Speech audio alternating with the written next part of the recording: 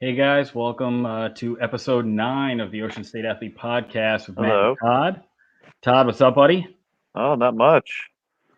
Hanging Another in there. another week, another week Yep. down, another week in sports, another week of just chaos. Um, Guys, before we start, make sure you check us out: Apple Podcasts, Spotify, wherever you guys get your podcasts. Make sure you guys subscribe, leave us a rating, leave us a review. That way we kind of track and see where everybody's listening at. You can Obviously, check out our highly active Instagram page too. exactly. We're very active. We're gonna make a bigger effort in that. Yeah. Um, Also, don't forget our mailbag. We can You can hit us up at askmattandtodd@gmail.com. If your question gets picked, we're gonna send you a free Matt and Todd Show T-shirt. So think about that. Can we do a t-shirt and hat combo? We could do a T-shirt and hat combo. If you Why get not? if it's a solid question, you're guaranteed Like both. a Yeah, fitted hat. I think we should definitely maybe like you get a request in. You can get either All right. or, and if your question's really good, we'll give All you right. both. We'll Cool. give you both. That's fair.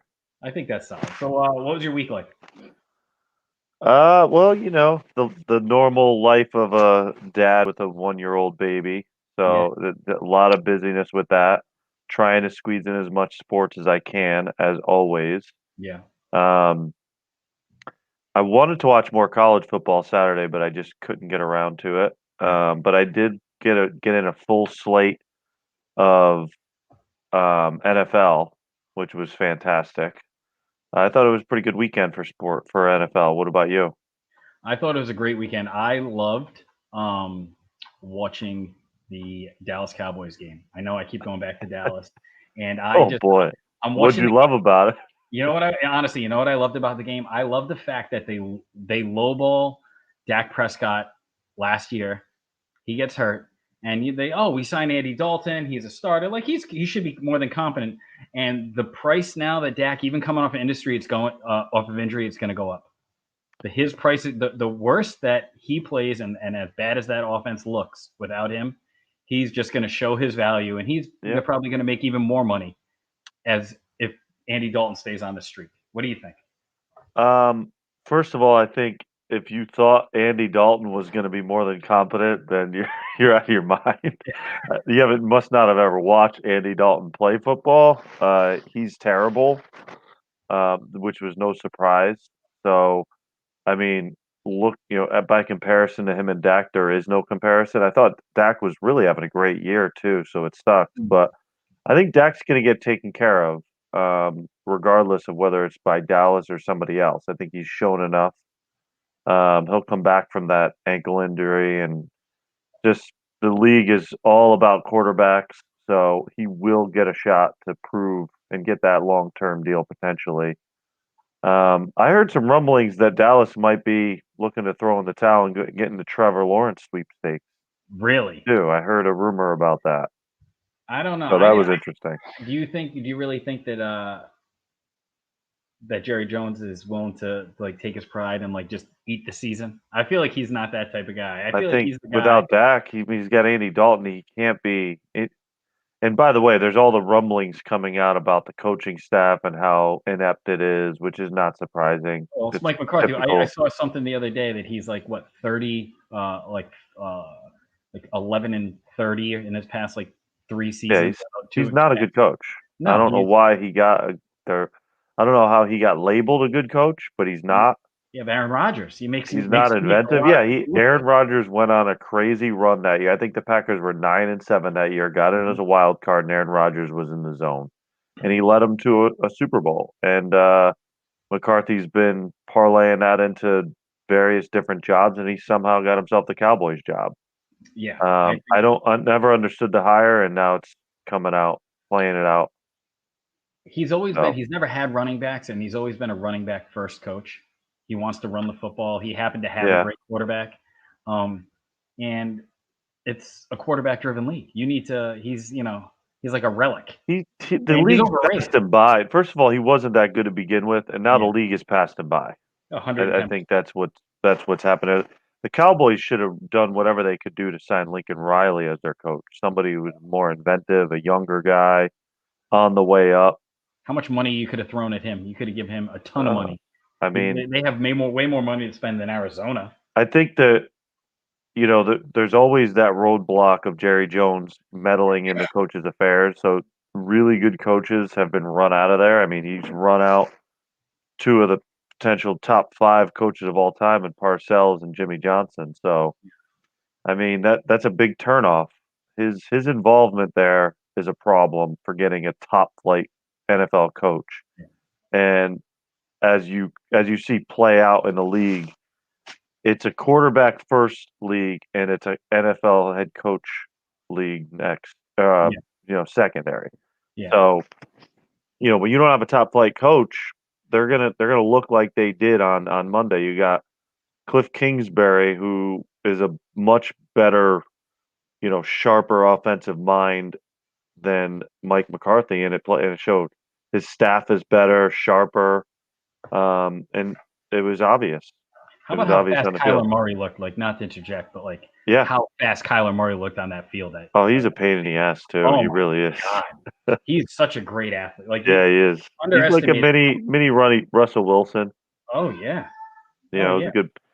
And he's going to be a handful to deal with for until he slows down. Hopefully, and he's you know. smart. He's a smart quarterback. Yeah, he's good. There's no doubt about it. So that the Cowboys game was a yawner. I mean, I know your wife's a big Cowboys fan, so you were Yeah, in on it. I was really in on just watching Andy Dalton fail. Like Oh, that was the high. It was that was really, obvious. I you know, missed the Monday afternoon game, which has been kind of cool. We've had these double headers on Mondays, which is cool. if I could ever Um, catch that 5 o'clock game, that'd yeah, be it's a tough start for me though. Um, It's like, so how is I it not a missed that 66 game. and a 9 or like something I, like that? I was happy with Jimmy G bouncing back.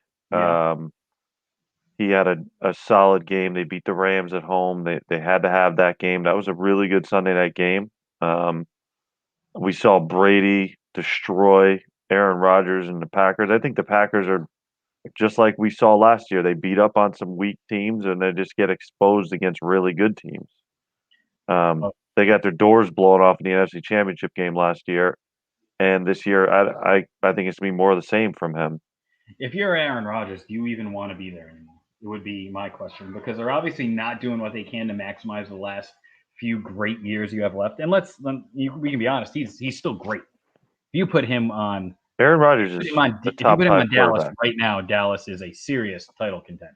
Well, you With a could, different coach, with any other coach. yeah, but he ain't playing for Mike McCarthy. No, no, not Mike McCarthy. I don't know. I had this hot take. I don't know if it was on this show or not, but my hot take is Aaron Rodgers will be the quarterback of the 49ers next year. Wait, are you doing other shows without me? Well, I didn't do any other shows, Oh, but I okay. do have that hot take a lot. People who listen to me, I try to squeeze it in there. So do you I think it was think probably at the barber shop. It sounds like a barbershop take. do you think Jimmy G is gone? Because I think he's proven that he's a above average, more than competent Jimmy G's quarterback. above average, Yep. but he's not Aaron Rodgers. And I think if Aaron Rodgers is indeed going to leave Green Bay, Yep. and if he shows interest in playing for Kyle Shanahan, which I think he would, Yeah. and going back home to Northern California to a ready-made roster, because next year the 49ers are going to be healthy again and they'll be right back in the mix, Oh yeah. then I think the 49ers have an out on Jimmy G's contract the next 2 years. They can cut him without any penalty. I think that's what they'll do. Now, unless Jimmy G puts the team on his back and carries them this year because they're completely decimated by injury. So if he shows somehow he's just going to take that next step, then obviously all bets are off. But my Don't hot you take, think, you don't you heard it think we here first, Aaron Rodgers will be the quarterback of the 49ers next year. I like that. I think that'd be a great look. I also don't think Yeah. you're even going to see remotely close Jimmy G proving that he can carry a team on his back for a long stretch. For a few games Yeah, he here can and get there, he hot can in a get hot. game or two, and Yeah. he had his moments, and you said it right. He's above average, Yeah. Oh but yeah. he's not upper echelon. Aaron Rodgers, Russell Wilson, Patrick Mahomes, Deshaun Watson. He's not in that category. He's just a slightly below, which is I, fine. And if Aaron Rodgers says, you know what, I'm going to stay in Green Bay or I don't want to go to San Francisco, he'll be the quarter. Jimmy G they'll stay with him. yeah. But if you got a better option out there, you got to take it. Do you think it's Because via trade? Do you think they trade Jimmy G, or do you think they release him? I think they'd release him Yep. and stay away from the cap hit unless I mean, I would put the Patriots back in play for a trade, Ooh, if that was the case. I could see that happening. I would And love to it's have funny that. because the 49ers are at New England Sunday afternoon. You just switch So, locker rooms right now. Maybe we'll trade Cam for him straight up, I don't want Cam. and you guys I'm can leave good. with Cam. I'm good. You're good. Hands off. Well, Cam's on a one-year deal, Yeah, and not I enough think money Belichick will be sick of Cam Newton by the end of the year. if you And don't think he is. Belichick loves Jimmy Garoppolo. He never wanted to trade him in the first place. So I think, look, they're not getting Jimmy Garoppolo if Aaron Rodgers or a better option that I'm not aware of right now doesn't want to go to San Francisco. But if they do, if they do have the opportunity to bring in Aaron Rodgers, then it'll be see you later, Jimmy G. You know, You'd be is stupid what it not is. to take him. What's Jimmy, that? Big Jimmy, you're so handsome. We appreciate it. Yeah, I mean, I can't stand Aaron Rodgers for the record, but I'd figure out a way to root for him because I think he'd put the 49ers over the top big time. Oh, 110%. Did With their defense healthy and the weapons they have on offense and the way they run the ball, if Aaron Rodgers is out there making plays, they're going to be, one of those legendary teams. I think if they can pull it all together. Did you read the ESPN magazine articles today about Rodgers and all this weird, quirky stuff that he does? I did not, but it You, doesn't surprise me. it is a fantastic read, and you start to realize how big of a weirdo he is. He's a weird dude. Now Yeah, he cut very. off he doesn't talk to his family. I heard one story about him that he, his parents sent him Christmas gifts. I don't know if this was in the article, but this is a classic story about him. And he's so bitter and so jaded about it and so petty. He took the Christmas gifts, still wrapped, sent them back to his parents with a no thank you. I mean, that is just that What is sick. horrible stuff happened, or what a weirdo are you that you're willing to do that to your Yeah. parents? He's a weird dude. There's no They doubt must about be it. He's a horrible strange people guy. they must be horrible people to raise an NFL MVP. They gotta be disgusting. I don't get it. He's definitely got a couple screws loose, but he's an amazing talent. So And he does have an epic mustache when he grows it, which I'm a huge that's fan. true. Epic mustache. So I think we can do, Brady, who won, Brady or Belichick. Yeah, I think that's pretty simple this Yeah, week. Brady's on a roll. yeah, exactly. Yeah. He's starting to look a little bit more like himself. Yeah, he looked good Sunday for sure. I mean, he got a lot of help from his defense. The defense got him back in the game, the pick six. Tampa Bay's defense is a lot better than I thought it was. They look good. No, They're fast. They got playmakers on that side of the ball. Gronkowski looked like he woke up a little bit. he has first touchdown of the season, right? Yeah. Yeah, he caught a couple. He made a couple big plays, so they figured out ways to find him, get him open, and get him the ball. Nice. So yeah, I don't think it's any question. Yeah, The Patriots laid an egg at home against Denver, and I think the shine is starting to wear off the Cam Newton,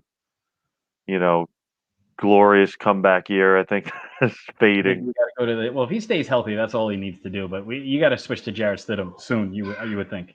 I don't think that's going to happen unless they lose a couple games in a row here. I think they get the 49ers at a good time because they're banged up and they're flying across the country, but I still think the 49ers will come in and win. I have no doubt that they'll handle Cam Newton. I think they're going to blow the doors off the. I don't know. Have you seen the injury list for the 49ers roster? Yeah, but it's basically everybody's on injured reserve. We could take the high school all-star team right now from Cranston and beat some of those guys. Yeah, that's quite a difference with the Patriots this year versus the last 20. Oh, exactly. We're going to take a quick break. Guys, you're going to check out the Tom Gronkowski show. Hit you up with a promo for that. It's coming on at 9 o'clock. And then I want to discuss with you, Todd. We talked about the social dilemma last week. Yeah. I went in a deep dive on some digital rights documentary. So we're going to hit that up. We're going to talk a little NBA, a little bit of World Series, and we'll be right back.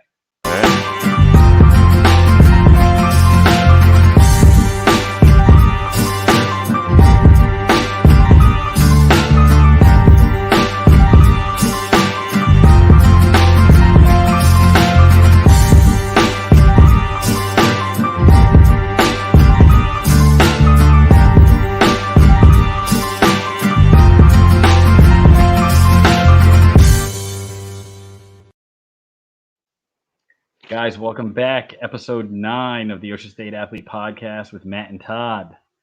Um, so last week you said, we were talking off camera, Mhm. and or was it on the show?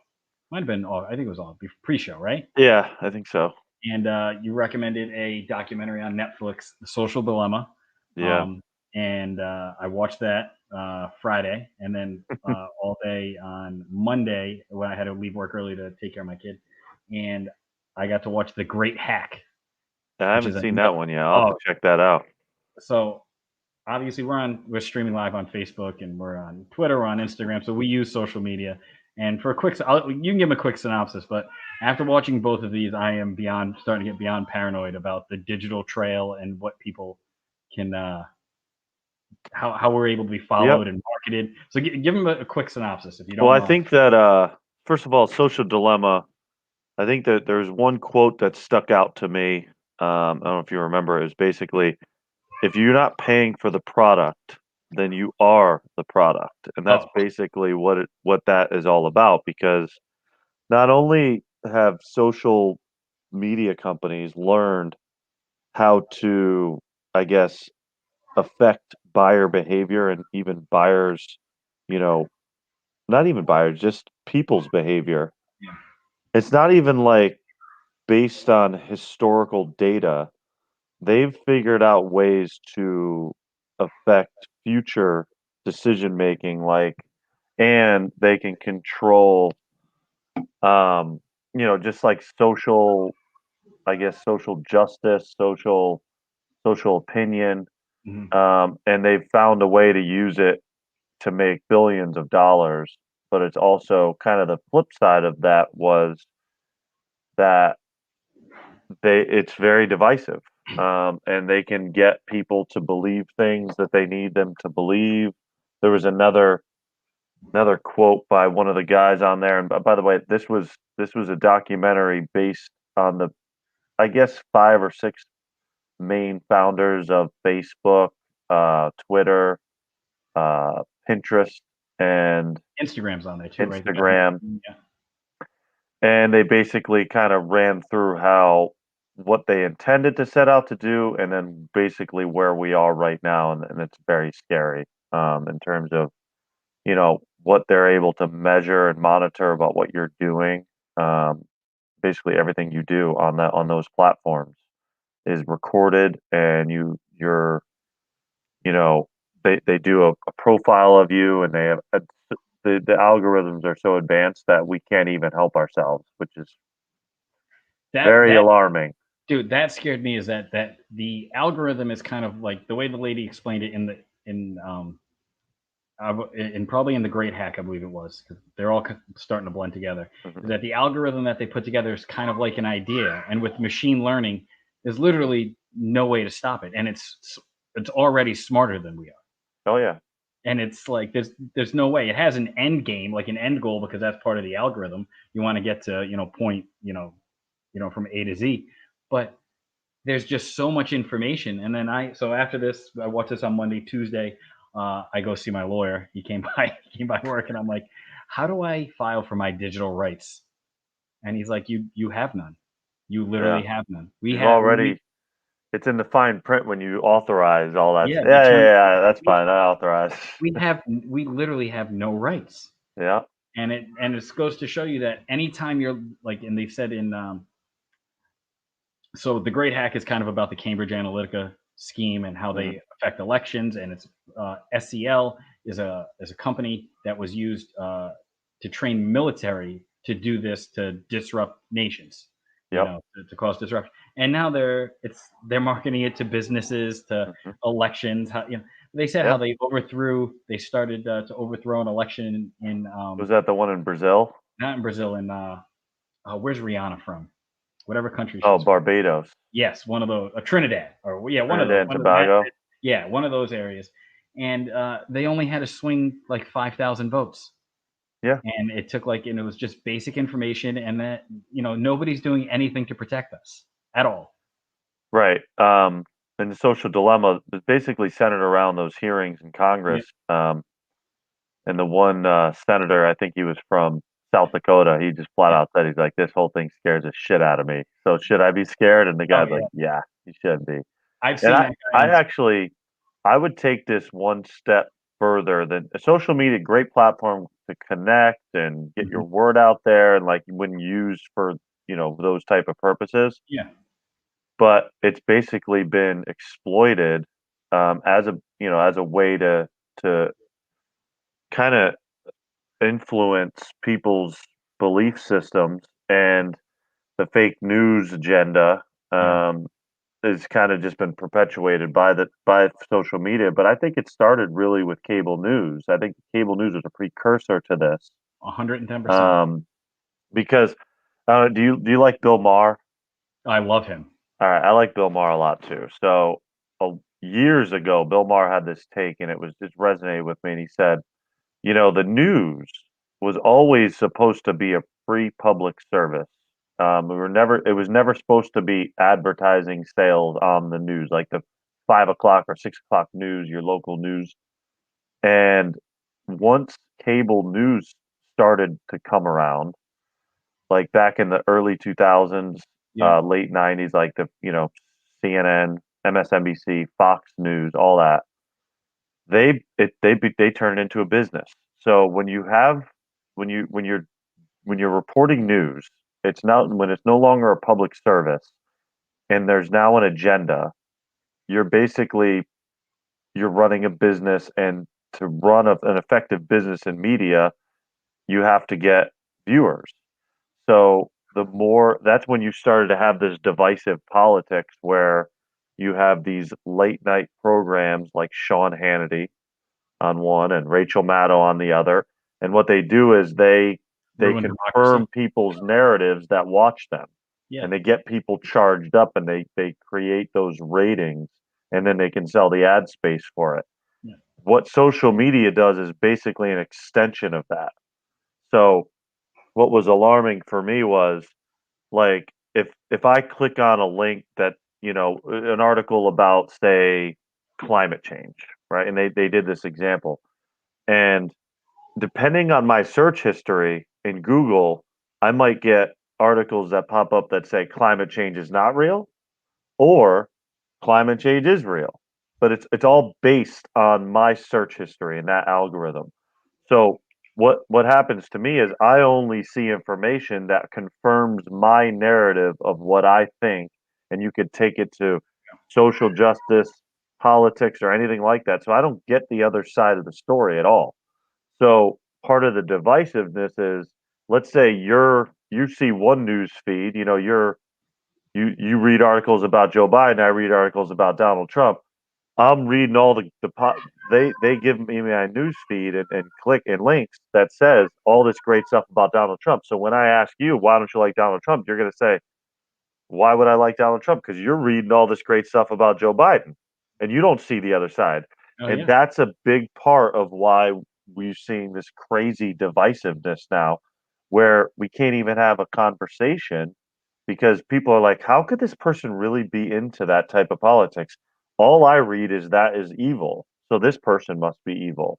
And that's a pretty broad example, but Oh that's yeah. kind of the gist of it. I miss the days when you would just get the news, and Yeah. now we each live in our own. I have this Now you have to conversation. seek it out. You really You have have to like dig, and even then you got to be skeptical of what you Oh hear, yeah, and especially on these you have to see platforms. where it's from, and then even if Right. if you hit something on Facebook or on Instagram, like you have to really read the URL because now they're making Yeah. them look so much like real URLs that you don't even know. Like one letter's off, and you realize it's not really CNN or it's not really Fox Yeah. News. It's it's alarming. I would recommend that everybody watch The Social Dilemma on Netflix. I'm actually surprised that Netflix even put out The Social Dilemma, that I wasn't taken down. Based on Yeah, the documentary, what I was thinking the whole time is like, oh my God, how was this even allowed to be released?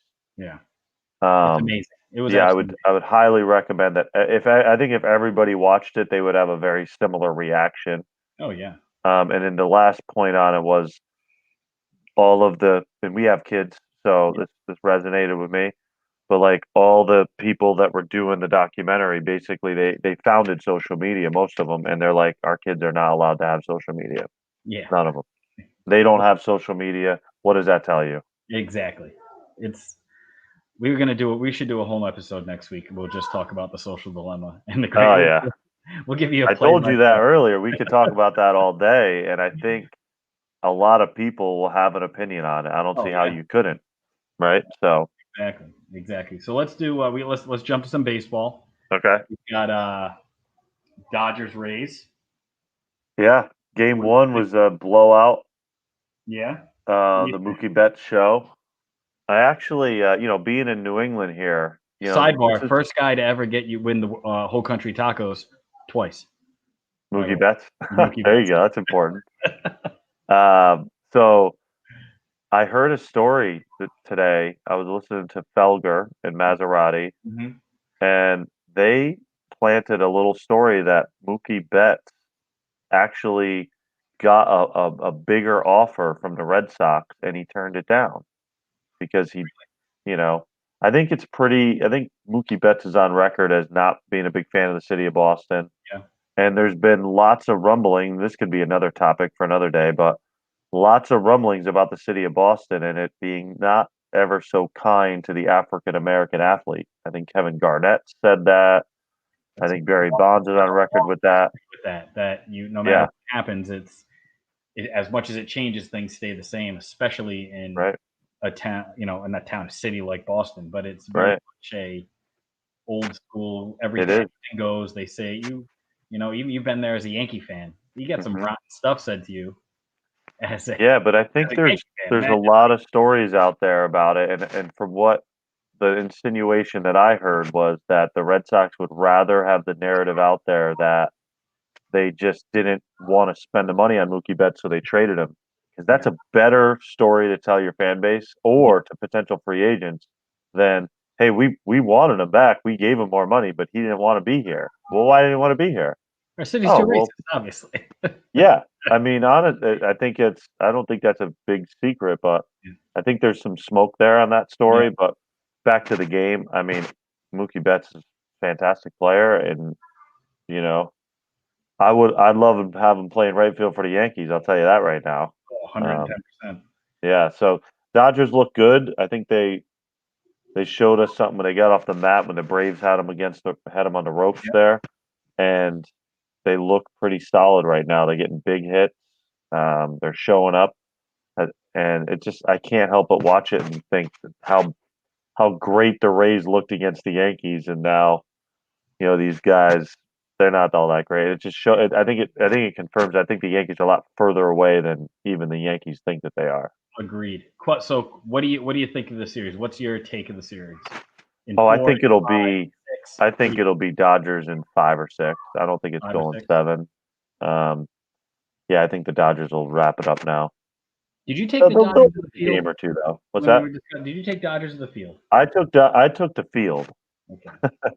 I think you took the field too. Oh yeah, I think only Yeah. was it your brother on that episode who took the Yeah, he Dodgers? took the field too. All right, all right. So You we're might have actually taken the Dodgers just to be contrarian, so we're gonna have to you watch that. We're gonna have yeah. to. So we're gonna take another quick break. When we come Okay. back, we have the man behind Ball on RI, Ramon De Los Santos.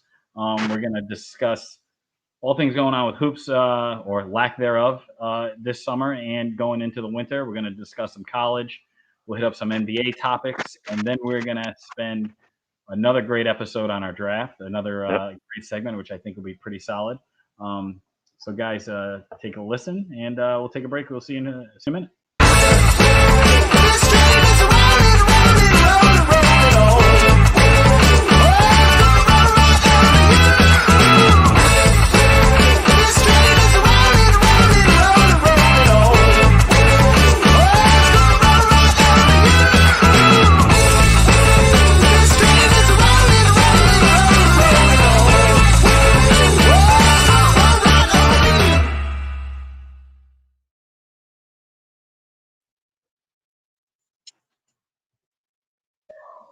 Guys, welcome back to episode 9 of the Your State Athlete Podcast with Matt and Todd.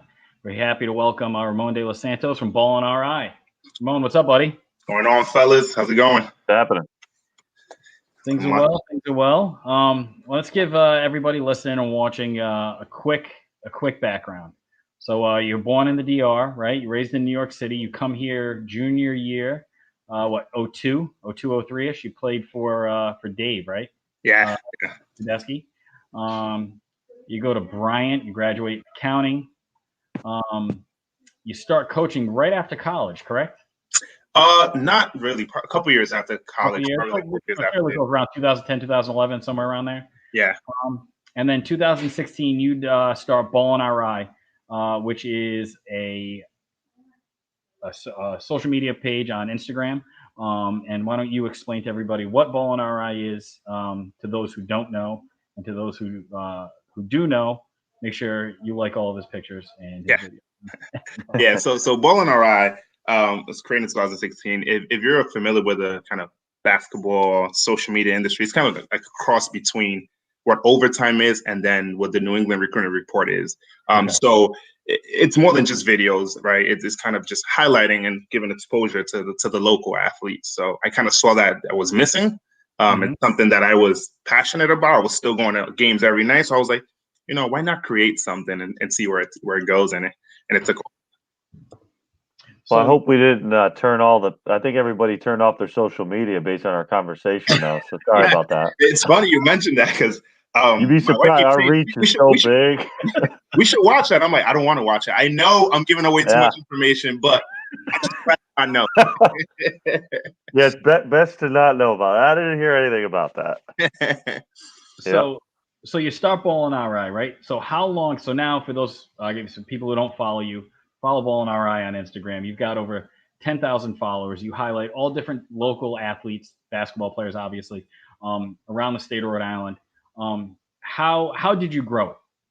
So let's give those who want to know how you grew it, and kind of the hiccups along the way in because it's taken 4 years, which is a lot of time to dedicate to a platform like that. Yeah. No, so like I said, I was out. So when I graduated Bryant, I got back. It's a Rhode Island because Smithfield, it's a little different. So once I got back into Providence, Cranston area, I started going to a lot more high school games. I was going to games every night. So I was like, man, there's nobody highlighting this every night. So created the page, and I created it anonymously at first. I didn't tell anybody. I was like, I don't want nobody to know it's me. I just want to see if people actually want to follow it. So started following, posting things, and kind of just commenting a lot on kids' achievements. So I would just comment, great job, this. And everybody, whether they were an elite athlete or, just a local kid at the rec, and kids began to like it, and then little by little started growing. They started following, they started posting what I would post, and more people would follow. So I kind of use that a lot. I use a lot of kind of just using the current followers to get extra followers. So it's just kind of running little contests or asking people to post us, and they'll get a shout out, they'll get a free shirt, just kind of typical marketing techniques that I didn't even know I knew until I started doing this social media stuff. So it grew out of control. It literally became kind of the official voice of basketball for Rhode Island, because people. It's 100. I think it's 100% official. It is it seems to be the only platform that anybody really cares about getting on. Obviously you want to get on overtime, but let's be honest, you gotta crawl before you can walk. And the New England Recruiting Report, is that what it's called? Yeah, so that's more New England based, and then they weren't as I wouldn't say knowledgeable, but they wouldn't focus on Rhode Island as much because they don't give us any small. So the Massachusetts Connecticut page. That's really So I noticed that. So then I was like, all right, let's give Rhode Island some more love, and they would reach out to me, asking me questions. It got to the point now where other social media platforms are reaching out to me. College coaches are reaching out to me. So it's gotten to the point where it is an actual tool to provide exposure to these kids, which they definitely need coming out of Rhode Island. No, it's awesome. And you guys did with Camp Aerol, right? You guys did the Diamonds in the Rough camp. Yeah. So that was like the first type of Rhode Island high school combine.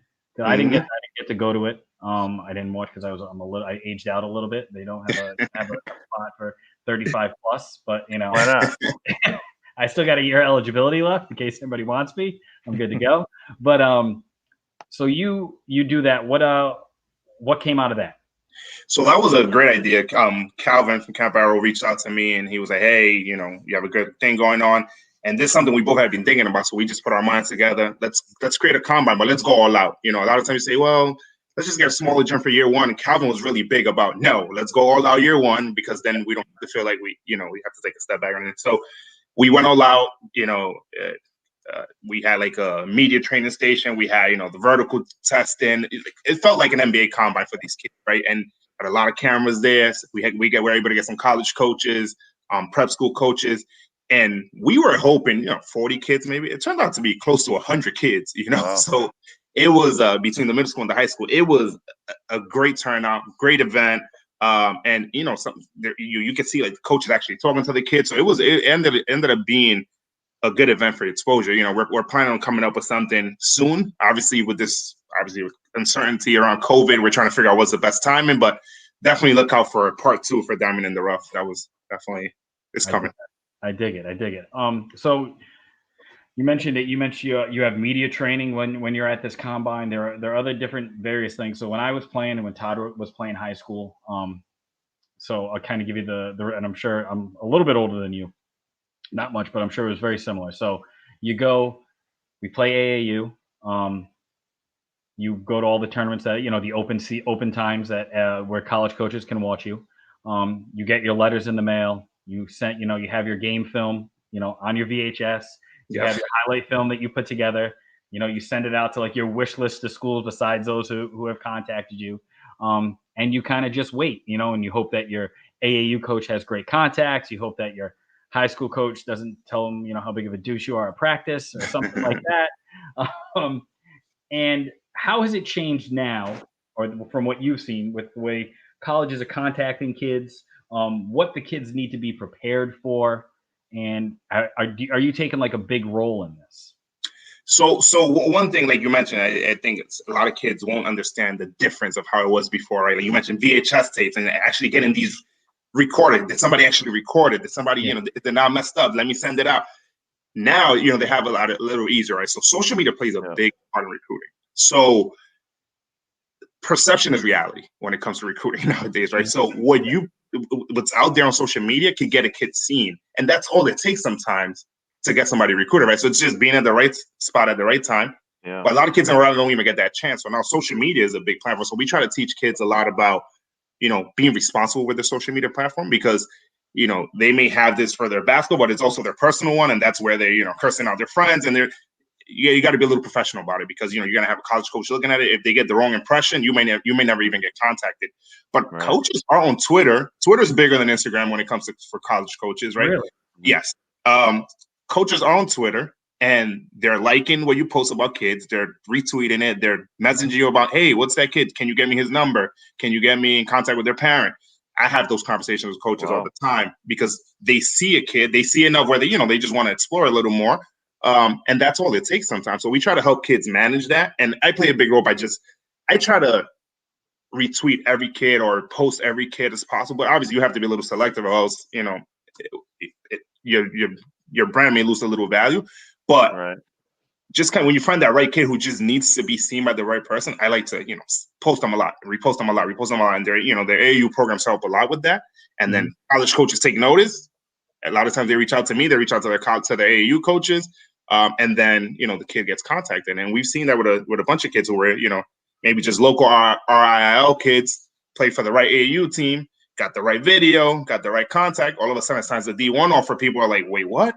How did this kid go from RIL a couple years ago to now he's a D1 product, right? So do you have I probably should have done a little bit more research, but is your following on Twitter equal to the following that you have on Instagram, or is it just a better place for access via coaches and maybe? It's a better place for access. It's harder to grow on Twitter. It's harder. So there's so Instagram, I have over like 11,000 followers. There's a lot of kids are on Instagram. Yeah. Twitter is more of kind of the coaches, the professionals that I have there, and I have probably like over 900 followers there. Okay. But that's where I post less on Twitter, but when I do post, it gets more real traction. So on Instagram, you get a lot of their friends reposting, a lot of their friends commenting. On Twitter, that's where somebody may actually see it and reach out. So okay. So let's do. We do a draft at the end of this, and Todd, you can jump in whenever you want. I want you to, 3 years from now, you have a full-time job. You're an accountant, correct?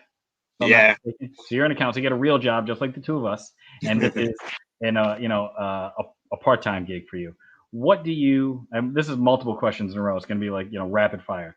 What's your goal and vision for the platform in the next, say, 2 to 4 years. Say everything gets back to normal, we can play basketball 2021, 2022 season, a normal season, normal summer, and this coming summer. What would you see for Ball and RI?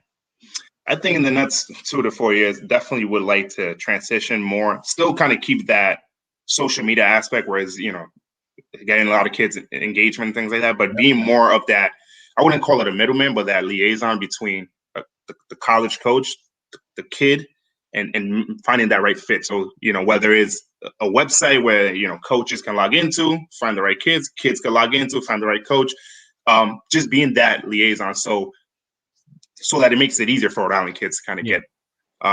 So that's kind of where I see it. And then also kind of just using the platform. It's grown. This is a responsibility once you have a big platform. So, obviously with all these social issues we're having, I feel, obliged and I passionately do it to kind of do some things to kind of help with that.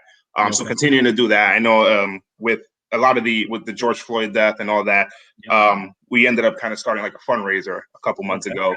Called Beyond the Dribble, and once again I was like, oh, 2,000 goals. Let me try to fundraise $2,000, and we fundraised in 3 days over $6,000. So it's like that's amazing.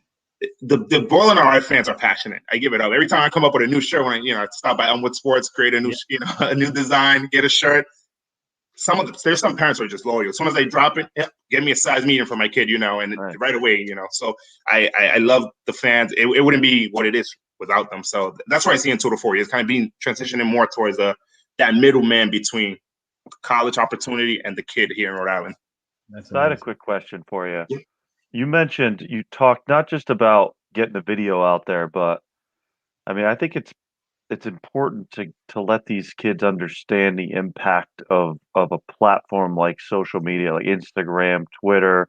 You talked a little about what's going on in the country, and how vital it is that they try to censor themselves as much as they can, because how many times have we seen a story come out there about an athlete or, posted something that 10 years ago when they were a kid, because obviously you got a lot of growing up to do between 16 and say 30, and they go through a lot of changes. Like, how does that get received by the kids? I think it's awesome that you're talking about that. I don't know how many people are, but it's definitely important. Yeah, and it's tough because, like you mentioned, they all have a lot of growing up to do, and we did as well, right? So I try to communicate that, like, if somebody had told me what I know now, and now I'm telling you that before you have to get there, right. So I try to paint it that way. They still kind of go through their bumps on the road, and even I explained to them kind of what I go through with Ball and RI. So one of the things we do rankings as well, right? So for the classes that we do, top 10 rankings, and the comments are ridiculous. And now that they know who I am, it's like they aim them towards me. It's like, oh boy, you suck. You need to, and it's just like I try to show them how you got to have a tough skin on social media, right? So it's tough. Some kids can do it, some can't. You got to have a tough skin. You got to remain professional. Kevin Durant's still trying to figure that out. I know. But yeah, I feel like my take is I'm just kind of happy that I didn't have something that I could put out there that will live forever on the internet. When I was 17 years old, I said a lot of stupid crap when I was 7. I still say stupid things, but like now I'm aware that I probably shouldn't say that in certain surroundings, especially now. These kids are 17 years old, and I'm not saying it's right, but like they don't, you got to cut some of these kids some slack. I mean, they're kids. Yeah. It goes right back to the social media, the social dilemma we were talking about. That's another kind of potential hurdle as these kids have more access. They say whatever's on their mind, they're impaired or whatever, and they don't realize that this stuff could be used against you down the road. Even though they've changed, it's just what you said. You might have to be held accountable for down the road, which is unfortunate. Agree. Yeah, no, it's crazy. So let's do a couple quick questions because I do want to get into some NBA stuff before the draft. Before I definitely kick your butt in the draft. I don't know about that. on Instagram, you're gonna get buried. Do you have? I kind of like when we did the best draft, which was the Hall of Fame of hall passes. You had some video, or you had some still images to put out. So you might have to. have some loaded up for us. So that's what we're going to give it a little extra time because it's going to take me some time to download. I could pull all mine up, but how do you know you're going to definitely get those? I know, right? That's if I get my top 5 picks, there's no way I'm losing. But yeah. All right. So high school basketball, prep school basketball in the state of Rhode Island. I would, venture to say, over the past 20 years since I participated, high school basketball has become something you do for your local, not local fans, but to play in front of your parents, to play in front of your home kids, but it doesn't really have as much of an impact. You make your name, March through July, August on the recruiting circuit in AAU when you're playing against top end talent. I've noticed that when I played, it was you went to St. Andrews, you went to Hendrick, and you went to St. Ray's, you went to LaSalle a little bit. Now it seems as if with a bunch of guys, Lottie's involved. You got Wheeler as with Sean Kelly. You've got St. George's on the come up. You've got Rocky Hill. When I played them, they were awful. It was the worst gym to play in. But now they've got some studs. Yeah. And obviously, you still have until anybody has the reputation and the resume of Mike Hart over at St. Andrews. They're still, in my opinion, they're still king. They're churning out top-end D1s every year, even if you've never heard of them. Yeah. Who do you think is, after St. Andrews, the best option for a kid to go play and where, if you have, I'm putting you on the spot. If your kid is 14 and has a choice of anywhere besides St. Andrews, where would you rank, the top?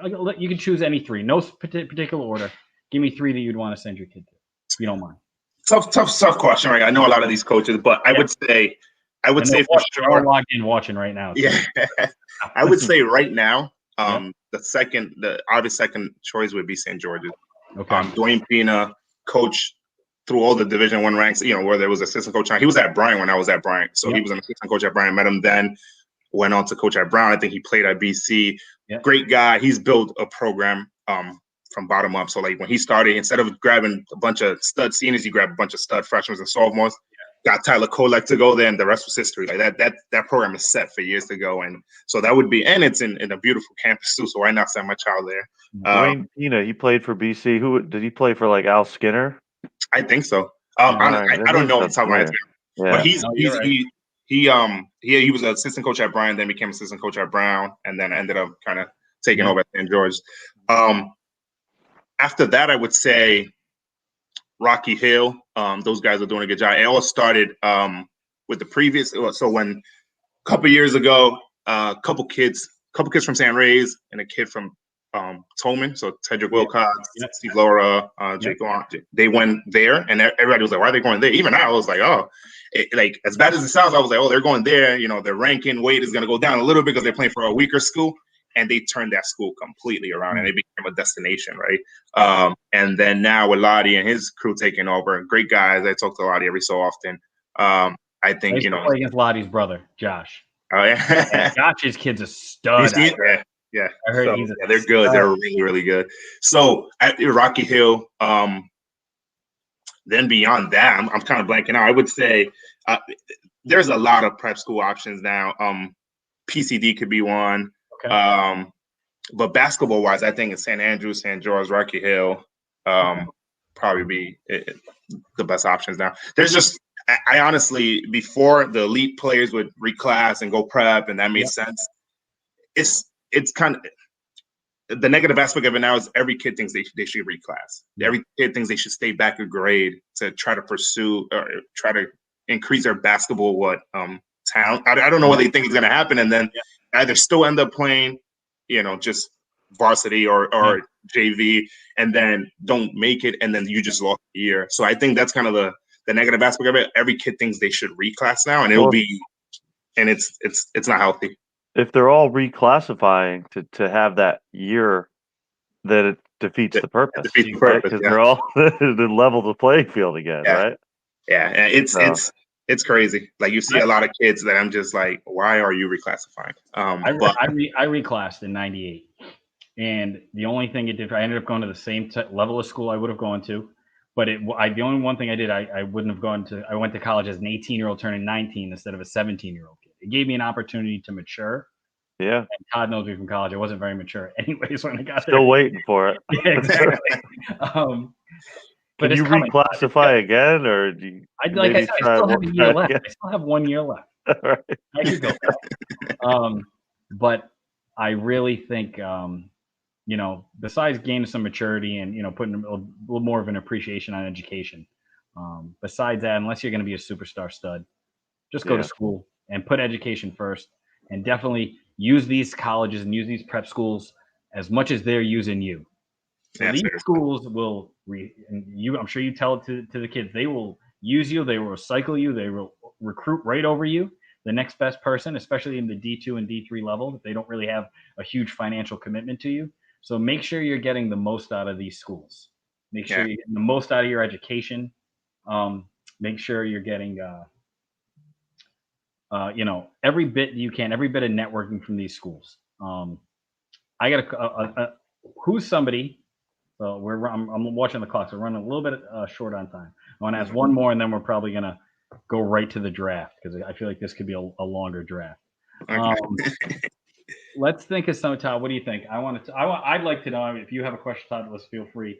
I want to know somebody, because I have somebody who I have a high opinion of, that you think that the state and the listeners need to know about in the state that is going to have a big, that could, if there's basketball, going to have a big year that maybe everybody doesn't know about.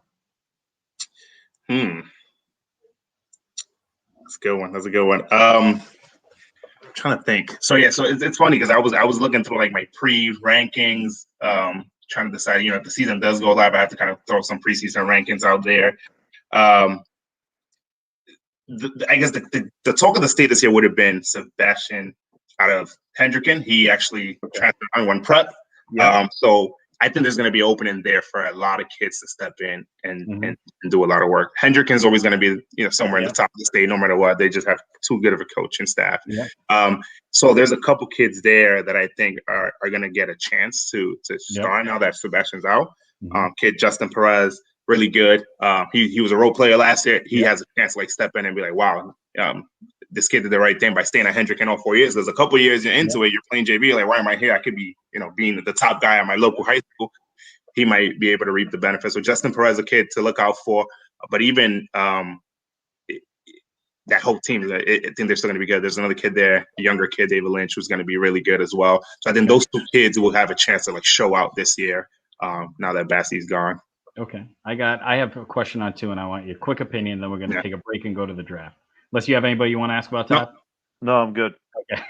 I want to know your opinion on Jack McMullen, one, because I think he's a stud. I think he's an underrated stud who could play basketball at almost any level, in my opinion. And he was second team All-State. Not that he's right, not like he's a nobody, but I don't think he's as appreciated as he could be.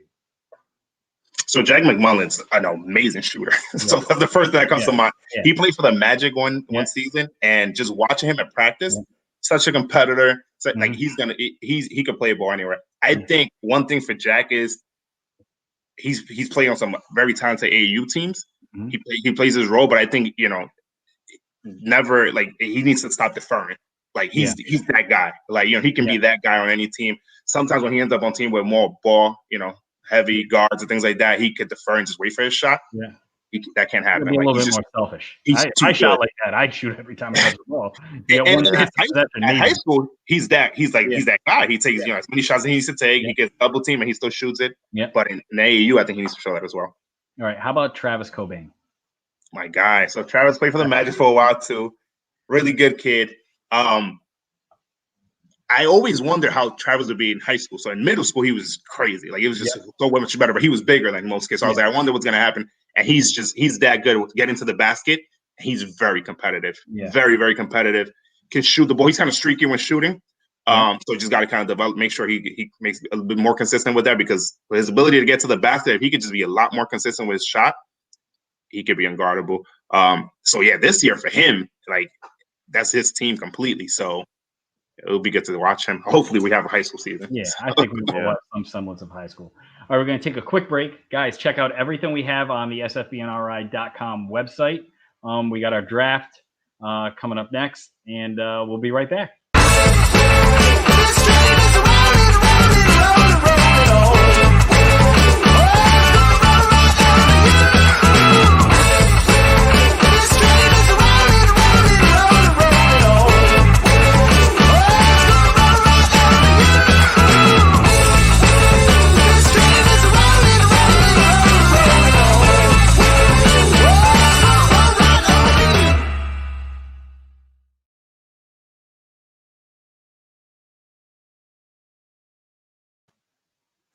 All right, guys, welcome back. Episode 9, Ocho State Athlete Podcast, Matt and Todd.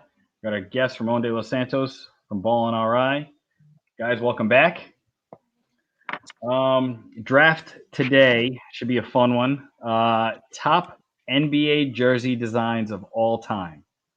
So we're going to go, let me just move some stuff here. We're going to go name and team name. If you don't know the exact year, Yeah, get as close as you can. I was gonna say that. I you don't have to know the exact. exact just as long as it's within. It's got to be close. It's got to be close. We've got that. We're gonna do Ramon as the guest. You draft first. I think what you went last time, Todd, right? I did. And what I'll try to do is, since it's we're gonna have a little bit of extra time, I'll try to look up everybody's jersey so we can show everybody watching. Yeah. And You don't have to do it for everyone, but once we get to the obscure ones where we're having to really describe, that's when you might need to come in. All right. Be like, what? Ramon, you get the first one off the board. Wow. So, first of all, jerseys. I grew up the jersey era when we used to wear huge jerseys at school. So a lot of these are jerseys I wish I could have to wear to school, but nevertheless, great jerseys. Yeah. So first pick, Orlando Magic, that like electric blue, Penny and Shaq. The pinstripe, the royal blue pinstripe. Yeah. Amazing. That's probably got to be the best jersey out there. And it's just, you can wear it with anything. It looks great. You don't even have to be a Magic fan. Not a lot of people are. So it's just a great jersey. All right. So it's like 94, 95, like mid 90s. Yep, 94 Magic. 90, yep. All right, Todd, what do you got, buddy? All right, so I'm gonna take the best jersey of all time. I'm gonna take the '84 Chicago Bulls with the Chicago in the script. Red with the black lettering. It's a good one. Jordan rookie card. Were you nervous that I was going to pull that one off when I mentioned it right away? You did mention it. Obviously, that's my favorite of all time. Those with the short shorts, that is a fire look, though. That's a great look. I'm good. That's a great jersey. Yep. Let's see here. I'm going to go. I get 2 in a row. So I'm going to take an old one. I'm going to go old then new. I'm going to go the original, like late 80s, early 90s Charlotte Hornets. Oh, that's a good one. The Rex Chapman. Yep, the Rex Chapman right into the Bugsy. I had that on my list. I gotta take him off the board. The white one was fire too, though, with the thick 2-tone pinstripe. The teal. That's a fire one. Feinstein colors, teal, man. Yeah. That's my first pick. And then I'm gonna go with a current one, only a year old, and I have the shorts in my drawer, my bedside drawer. The 2019 Miami Vice, Miami Heat uniforms. Those City edition, the aqua. Yep. Those are nice. Dude, those are fire. I love those. And those scream out Miami. Like it's that's Miami for you. Oh my God, those are amazing. Those are amazing. Those are 2 good picks. I had them written down too. I'm gonna go with the City edition from last year. I'm gonna go with the Brooklyn Nets. The black and white. They call them the Biggie edition. The original, just Brooklyn block letters right across the front. Nice. Let's see what we got. Do I have with the is that the one with the blending on the side? Has that pattern? It has a weird pattern, but it says Brooklyn on the front of it. They have another one that they use that I'm not going to mention, but I'm going to go Brooklyn first. I dig that one. We're going to pull this one up. I want to make sure we're on the same page because this is a fire uniform. That's the one. Oh, I love that. Yeah. That's called the City. I think it's called the City edition. Yeah, the City edition. Yeah. I'm not a Kyrie fan, but he has the shoes that match those. Yeah. Oh, amazing. I like the black and white. Like the Raiders. You know, the White Sox. I love that. All right. What do you got next, Ramon? You've got 2. 2 in a row, right? Sorry. So I'm going to do old school and then less old school. So first, old school Denver Nuggets with the skyline one. The rainbow. Oh my God, that was Great pick. such a good look. Whoever rocked that in high school was that guy. Like, it's like my parents couldn't afford that one, but Yeah. That's tough to it's find. such a good look. Such a good look. So that one for sure. Then let me see. I'm gonna choose. So I was a huge Allen Iverson fan. For me, that was middle school. I was in middle school when he was like middle school, high school. And they had that like in the 2000s, early 2000s, the black with the I think they called it like the Philly with the star with the big. What year was it? So it's I think the 2000s. So do you see Iverson behind me here? He has it, but the black one is on. I like. Okay, the big Sixers with the with the blue wave with the basketball. Yeah. That one had the red trim. Yep. So that one, I think that one. That's a great. Amazing. Are you going with the black one or the white? I'm going with the black. Okay. I dig that one. That's a good pick. So you went Denver. You went the Iverson. Yep. All right. So I'm gonna go with this jersey, right? Yeah. Oh my God. Yeah. I'm gonna go with the 94 Knicks blue with the orange, like the Charles Oakley, John Starks. Yes. I'm a big New York guy, so that's a classic uniform for me. That's the amazing. Blue. Yeah, it's a great uniform. I dig that uniform. Yeah, I'm a New York everything fan as well. Tough. Yep. Out here. Right. I'm gonna go with the 94-ish. Is that the year that Barkley made it to the Suns? The Suns, that black. He went 92 or 93 around that time. Yeah. Remember that black uniform that they had? Yep. Yeah. Crossing that one out. Yep. That's a good one. That one is one of my favorites. Let's see what else I got here. And then I'm gonna go with the 96, I believe the year it is, 96. Chicago Bulls, the black with the red pinstripe. Yeah. That was I think that wasn't that Rodman's first Rodman's first season. year. Yep. Those are nice.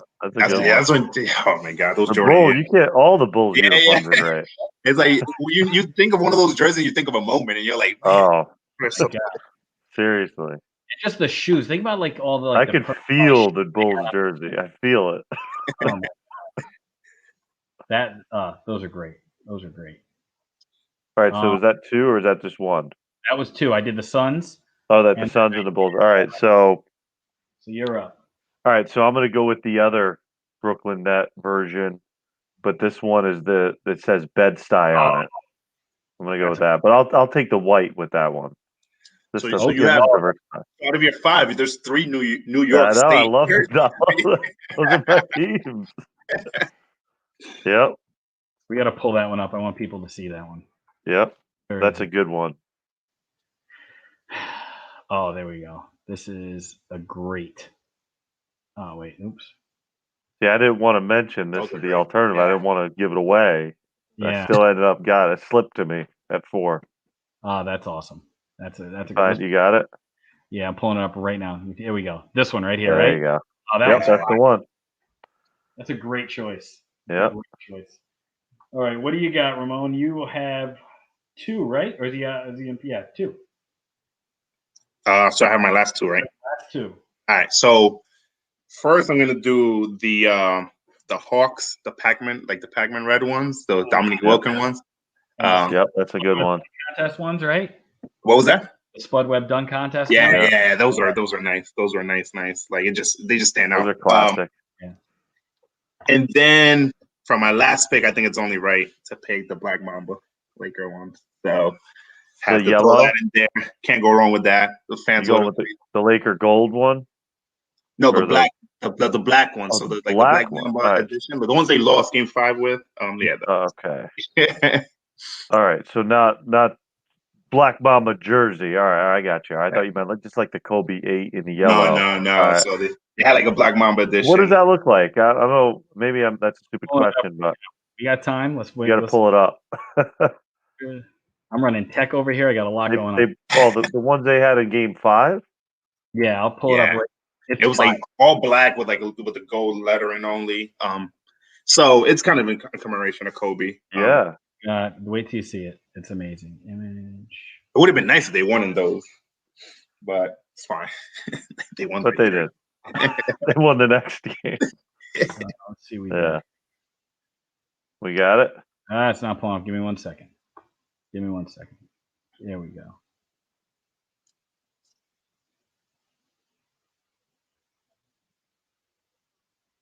All right. Oh, and here we go. LeBron James. Sorry. I apologize. Oh, yeah.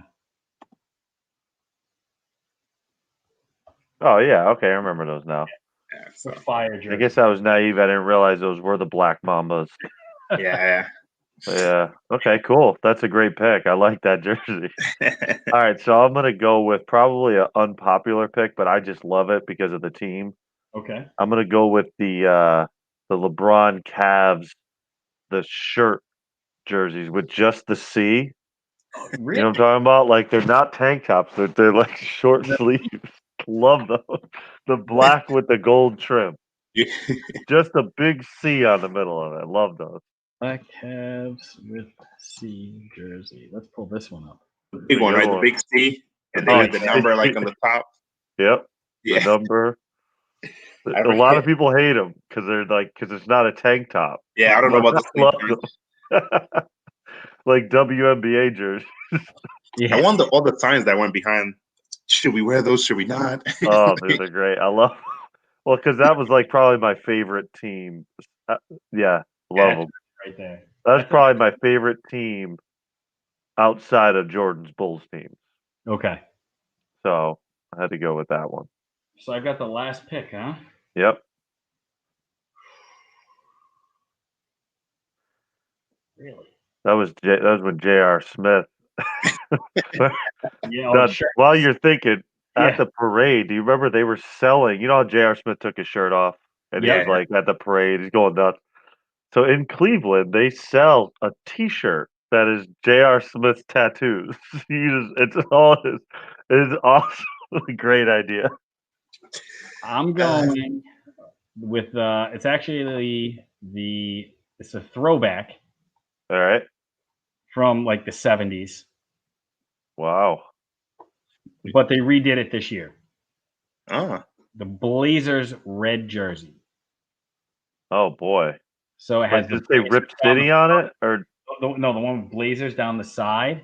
Oh yeah, those are cool. This one right here. Those are cool. This is it right here. Yeah. Oh, those are cool. They use those this year as well? Yeah, I could picture Damian Lillard in that. Yeah, they did them like once or twice this year. Yeah, those are cool.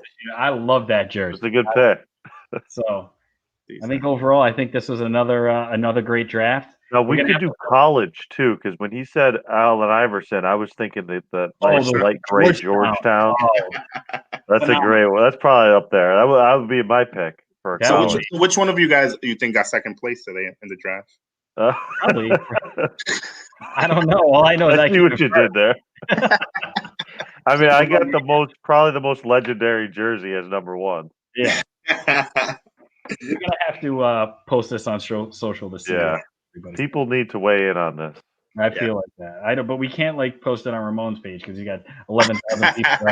And plus, Ramon's commenters are mean from what he says. So I don't know.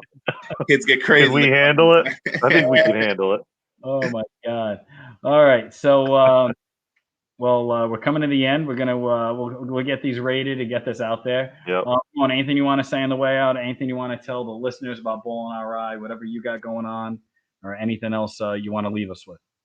No, just stay tuned as we kind of get back into regularly scheduled programming with the rankings, the showcases, the clinics that we do, things like that. And then just to the kids out there, just stay ready. I mean, obviously, a lot of uncertain times. We don't know what's going to happen with the high school season. Just be ready to go. If not, for whatever reason, high school season starts late, whether it's workouts, personal, individual, group workouts, whatever you need to do to stay ready, do. And, if you're serious about playing in college, take your recruitment in your own hands, right? It's up to you. You have you manage your own brand, especially more than ever nowadays. You can reach out to coaches. You don't wait for them to reach out to you. Feel free to reach out to me with any help with that. Parents, if you need some, advice around, how to get your kid a little more recruited, or get them a little more exposure. We can talk about that. Just stay ready. Obviously, we don't know what's going to happen, but just be ready to go. All right. They can all reach you just directly Ballin' RI on Instagram. Yep, Ballin' RI on Instagram, Ballin' RI on Twitter. And you can reach me there through direct message. I answer all, so just let me know. Sweet. Awesome. Well, Ramon, thanks a lot, buddy. We appreciate you. All right, that was fun. Thank you, guys. Enjoyed it as much as we did. We did. I did for sure. Thank you. Talk soon, buddy. All right. All right, man. Be safe. Todd, another great episode. Yeah, that was fun. I think one of us probably did come in second, but it's okay. Overall, next week we don't have our guest booked. We might go full episode on digital dilemma. social dilemma. We might just stream 20-minute clips of the episode here. Yeah, we might need to help with our talking points. Exactly. Really, we need to get the message out there. If there's anybody listening that wants to come on as a guest to talk about digital rights, please email us at Ask Matt and Todd. Yeah, right. There you go. Hit us up on Instagram, The Matt and Todd Show. Follow us, subscribe, like Apple Podcasts, Spotify, wherever you get your podcast. Let us know what you think. We appreciate you guys listening. And Todd, thanks for another great episode. Yeah. And talk soon. Man. All right, be safe. And we are out of here.